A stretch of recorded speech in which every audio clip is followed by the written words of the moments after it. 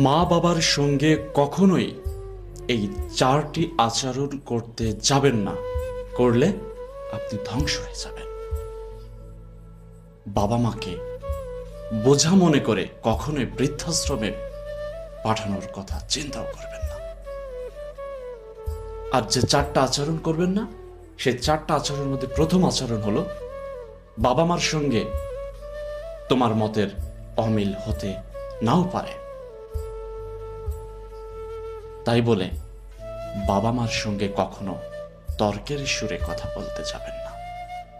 বুঝিয়ে বলার চেষ্টা করুন, তাহলে দেখবেন বাবা মা বুঝতে পারবে।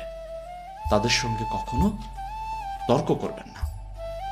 নাম্বার 2, বাবা মার সঙ্গে যদি আপনি ধমক দিয়ে কথা বলেন, ধমকের সুরে কথা বলেন, বাবা মা তাদের মনে অনেক বেশি কষ্ট পান।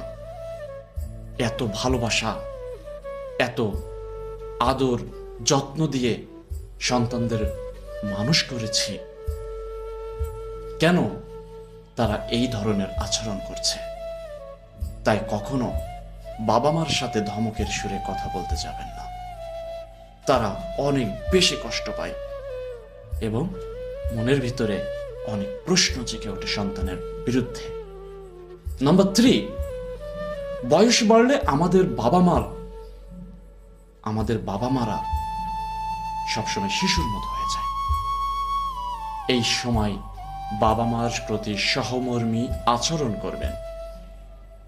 একটা কথা সবসময় মনে রাখার চেষ্টা করবেন, একদিন তুমি সেই দ্বিতীয় শৈশবে পৌঁছে যাবে, তুমিও শিশুর মতো হয়ে যাবে।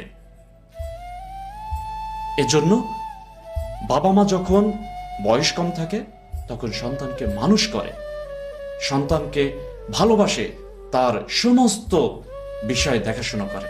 কিন্তু বাবা মা যখন বড় হয়ে যায়, বৃদ্ধ হয়ে যায়, তখন কিন্তু বাবা মা সেই ছোট্ট আপনার মতো শিশু হয়ে যায়। সেই শিশুবেলায় বাবা মা আপনাকে যেমন দেখভাল করেছে, বাবা মা যখন বৃদ্ধ হবে আপনিও ঠিক ওই শিশুবেলার মতো করে আপনিও বাবা মাকে ঠিক একই রকম ভাবে দেখাশোনা করবেন।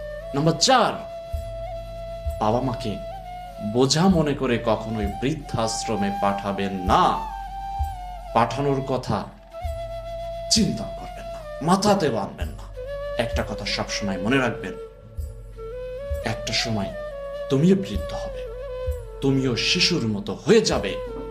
তুমি যেভাবে তোমার বাবা মার সঙ্গে আচরণ করছো, তোমার সন্তানও সেরকম তোমার সাথে